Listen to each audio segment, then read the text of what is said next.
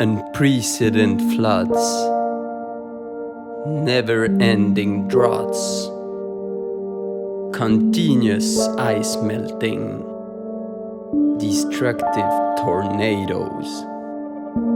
The climate is changing. It's happening now and it's happening everywhere on the planet. This is certain. What is uncertain, however, is if and how humans will be able to stop it and limit its consequences. This is one of the biggest challenges humanity is facing right now. And this is what our project is all about. In this video, we will present Project 3 on climate sustainability, and so we will address a pertinent question inspired by the research paper of Dr. Mesnage and Professor Vlachos. This question is a trillion trees enough? In practice, we will assess whether planting trees in deserted areas could have a significant impact in reducing global average temperature by sequestering atmospheric CO2. As the climate emergency is deteriorating, considering such question is incremental in designing climate mitigation strategies that align with Paris targets. We tackled this question by using Wolfram language to build climate models and experiment with different parameters such as albedo change to evaluate possible outcomes. Our first task concerned the collection and cleaning of relevant data sets, which we had to import from sources provided in the given instructions. These included temperature anomalies from 1881 to 2020, CO2 emissions from 1858 to 2020, and global mean CO2 mixing ratio measured in ppm from 1850 to 2000. Since the format of these datasets was not readily compatible with Wolfram language, we cleaned them prior to use. For example, we had to transform a text file containing information on CO2 sources into a Wolfram language dataset. We also had to create an association between our CO2 dataset and years from 1881 to 2020 to later build our prediction scenarios. We spent a substantial amount of time working on the data importation and cleaning. Like Professor Vlachos said, this is the most time-consuming task in data science. So now that we have cleaned our dataset, we could build and train our predictors. First, we built a linear predictor of temperature based on years. However, the graph demonstrated that this relationship is not linear, so we also built a nonlinear model. On the nonlinear model, we see two lines. The blue curve is the prediction using ridge regression, and the orange one is the prediction using no ridge regression. We decided to base our model on the prediction using no ridge regression because, as seen in the code, the coefficient in ridge regression is an arbitrary parameter. Here, we also noticed that the blue curve ridge regression produces slightly lower values than the orange one, no ridge regression, which could explain why we have higher results in temperature than the model of the replicated paper. In this subsection, we also predicted CO2 based on years, which we used later to predict temperature. Finally, we created a list of lists which contains CO2 ppm and temperature anomaly per year, and then we predicted temperature anomaly using year and CO2 ppm fitted in a polynomial regression. Moving on to CO2 sequestration, this refers to the capturing and storing of atmospheric CO2 to reduce global climate change, and it can be achieved through photosynthesis. Thus, planting more trees could help. Here we added two pictures to better visualize these natural processes. The replicated paper explained that we do not know how much CO2 1 trillion trees would really sequestrate. Thus, a hypothesis needed to be introduced to estimate how high this figure could be. We followed the paper's assumption, predicting a value between 42 and 107 gigatons of CO2 per year. Moving on to our albedo change section, as we learned in our Science of Climate Change class, albedo is the ratio between incoming and outgoing radiation on a surface, with values fluctuating between 0 and 1. For example, a surface with small albedo value like water absorbs more of the incoming radiation while reflecting only a smaller part back to the atmosphere. Similarly, were the albedo values closer to 1, like for ice, the exact opposite happens. In our calculation subsection, we modeled and predicted the global average temperature, considering that planting trees in the Sahara would change the Earth's albedo. We found that the albedo of trees is much lower than the one of deserts, because sand is much brighter than trees and thus it reflects better solar radiation. Our sources indicated that Sahara's albedo is approximately 0.4, while the one of trees is around 0.13. So this means that planting trees in the Sahara and in general transforming a desert into a forest reduces the Earth's albedo. To estimate this change in albedo, we constructed a ratio between the surface covered by the planted trees and the surface of the Earth. From our sources, we presumed that the surface of one tree is around 40 meters squared, and based on this presumption, we created an interactive tool, which is found in the results section of the notebook. And it allows experimentation with different parameters, and it also demonstrates their influence on our results.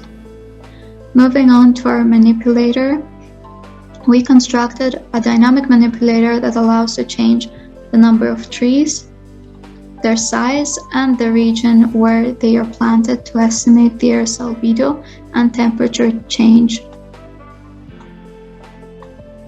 So testing different values of the parameters on the manipulator shows that with the more we increase the size of the trees planted, the more the albedo changes. Overall, the more trees we plant, the more the Earth's albedo would reduce. Another observation illustrated by using our manipulator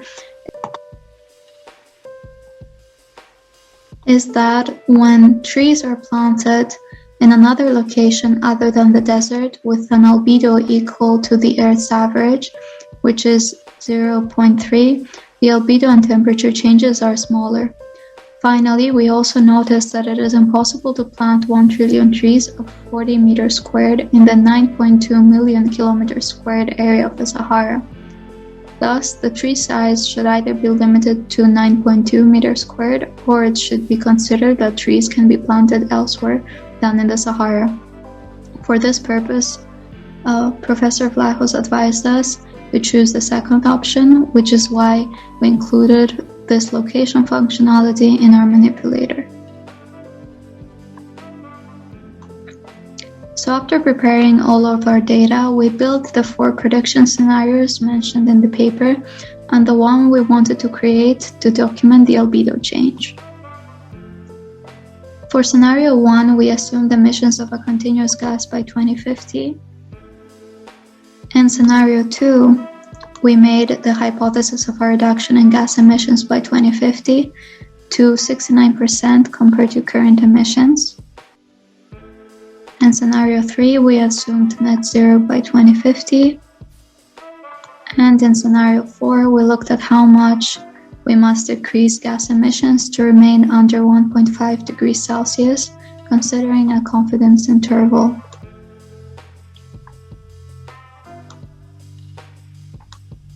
For each of these scenarios, we computed the effect of not planting trees which absorb 42 gigatons of CO2, and planting trees which absorb 107 gigatons of CO2. In scenario 5, we assumed progressive CO2 absorption and incorporated albedo change. As we can see here, we considered a gradual tree growth as well as temperature increase due to the change of the Earth's albedo coefficient, which is also linearly dependent on tree growth. We decided to plant an acacia because its properties fit well in a desert environment. We found that the size of an adult acacia is around 9 meters squared, and the growth function we used shows that this is reached after approximately 10 years. Since we know that the CO2 sequestration of a tree depends on its size, this information is critical. We then used a specific function to distribute the CO2 sequestration of the trees and the albedo change over time, and created an interactive tool, which will be explained in the results section. The last subsection here replicates a plot from the paper, showing the proportion of energy produced from renewables compared to fossil fuels. As noted in the paper, the renewable part of energy production needs to progress from 19% in 2020 to 91% in 2050 to mitigate the consequences of climate change. In this final section, we demonstrate the results of our project. So first, we focused on the replication of the paper. In the results grid, 4 different scenarios are constructed. When planting no trees, planting trees that absorb 42 gigatons of CO2, and planting trees that absorb 107 gigatons of CO2. As we can see, under the first scenario, we will not meet the climate goals of the Paris Agreement as the minimum temperature increase exceeds 2 degrees Celsius. Under the second scenario, where we observe a reduction in current emissions by 69%, we get close to 1.5 degrees Celsius, assuming planted trees absorb 107 gigatons of CO2. In the last 2 scenarios, the Paris Agreement targets would be reached as the temperature change is always below 1.5 degrees Celsius. In the frame of this project, the best possible scenario is zero emissions combined with planting 1 trillion trees that absorb 107 gigatons of CO2. To provide a more user-friendly experience in viewing the scenarios, we created an interactive tool where it is possible to select each individual scenario.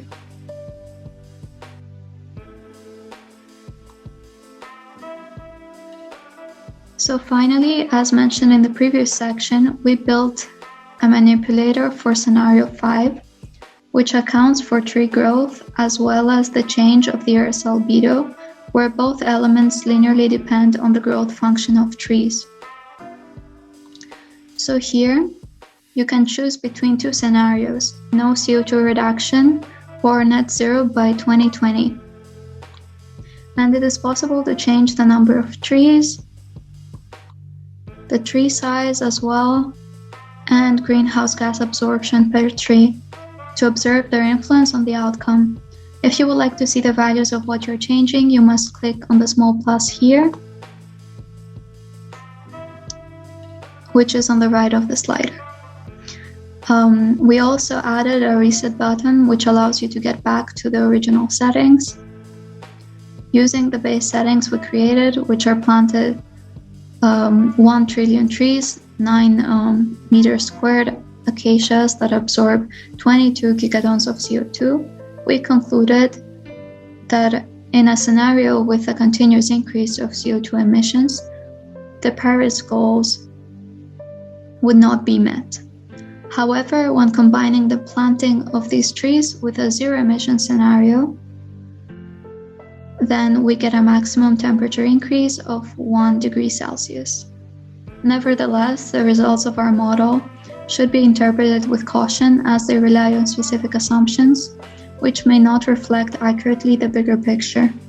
Also, due to resource constraints, we did not incorporate the water cycle in our climate model, but this would have been an interesting extension for further study. So in conclusion, this project provides some evidence that planting trees could be a potential strategy to reduce atmospheric CO2.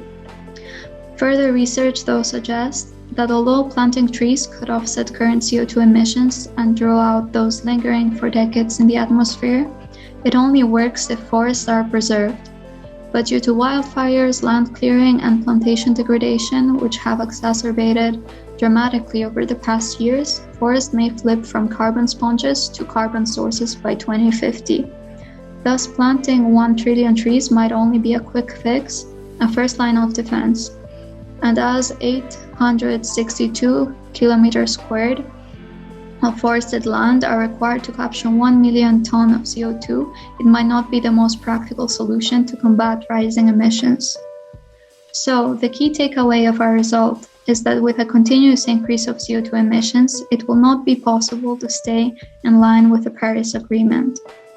Our project shows that without a change in our behavior and lifestyle, the target of maximum temperature increase of 1.5 degrees Celsius is unrealistic, and the consequences for life on Earth will be detrimental.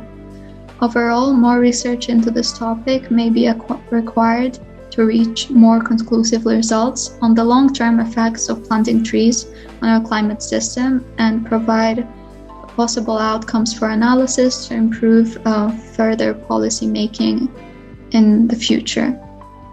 Thank you for your attention. We hope you enjoyed our video as much as we enjoyed creating this notebook.